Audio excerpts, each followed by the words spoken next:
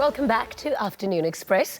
Now, we can't get around the fact that life is complex, and of course, with those complexities comes agreements that must be made. Social worker Shahana Mia joins us to chat about how separated parents can speak positively about their exes. Now, make sure you engage with us online if you have to, or you can weigh in on the conversation. Tweet us at Afternoon Chat using the hashtag Afternoon Express, or comment on our Facebook page. I'm definitely looking forward to reading some of those comments. Yeah, welcome to the show. Lovely to have you back. Thank you. So, obviously, you are here as well because you work with your ex-husband, you have children with him, and obviously it's quite a tough situation. How do parents maintain a positive vibe between the two of them after the relationship is broken for the children's sake? I think we need to understand that children belong to both parents. They are biologically 50% of each parent. Yeah. And when you take that into account and realize that it is their developmental right, it is part of their core being, and you take that into perspective of understanding where does their esteem come from, it makes it easier to hopefully try and discuss things in a way which is more amicable. What if the father's an absolute dirtbag and like he cheated or did something really wrong? Does the child have to know that? Okay, it could be father or mother. Okay. Yep. Okay, fine. If there was an abusive situation, how do you go about navigating? I think also just looking at the developmental stage of a child. Yeah. A young child doesn't need to know everything in particular, neither does an older child. But older children are more savvy.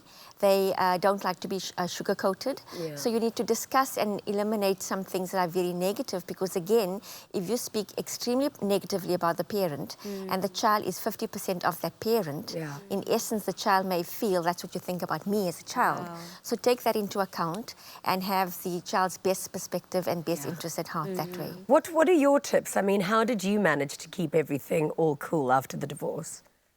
I think that the biggest takeaway that I have, and it's been 8 years and lots of learning and, you know, making mistakes, is that my ex-husband might not have been the husband that I needed. I might not have been the wife that he needed. The marriage did not work. But we chose to have children together because I knew he was going to be a good dad. He knew I was going to be a good mom. That has not changed. You don't have to comment about your ex's dating choices or, you know, what the new boyfriend looks like or, you know, whatever the case is. Don't discuss it, and then there's no reason for you not to be positive about your ex. And Shahana, then how do you create that positive commentary, that running conversation that is positive? And what happens if one parent is still super negative? Because, I mean, I'm not the one to take the high road. So, I'll be right there with you. But how does one then create that positive talk? I think you also need to understand that you're talking about the behavior as well as the character. There's a difference. And you can speak about the behavior being something that you don't agree with. And the fact that the both of you as a parent body have their interests at heart, but maybe your values are different, your parenting skills are different, maybe your morals and your ethics are different. And that ties into the behavior which is unacceptable. But then understanding that the person is accepted because it is the child's parent. And that makes the difference to assist the child in coping better. You don't want negative effects later on as the child grows up, because the bitter parent then sometimes bears the brunt of the bitterness and resentment. Absolutely. And what positive effects or benefits have you seen in your children having that healthy relationship?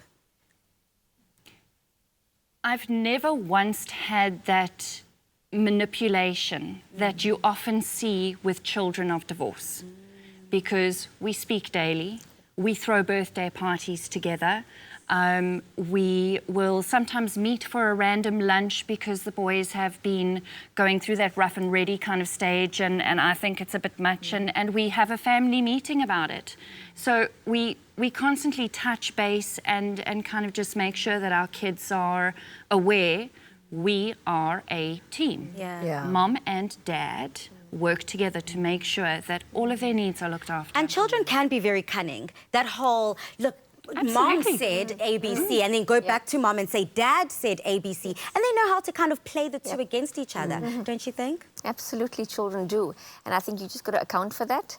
And rather than hold it against the child, understand what is the child going through? How difficult is it for the child?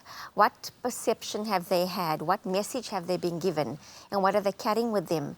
Because they often don't voice it, but their behavior pattern, for example, manipulating behavior, would be then a message to you to say, this child is struggling a little bit, and you take it as a trigger and work with it that way. It's so selfish, I think, for parents to be negative about each other to the children, because ultimately that'll just affect how those kids are going to have relationships one day when they're older.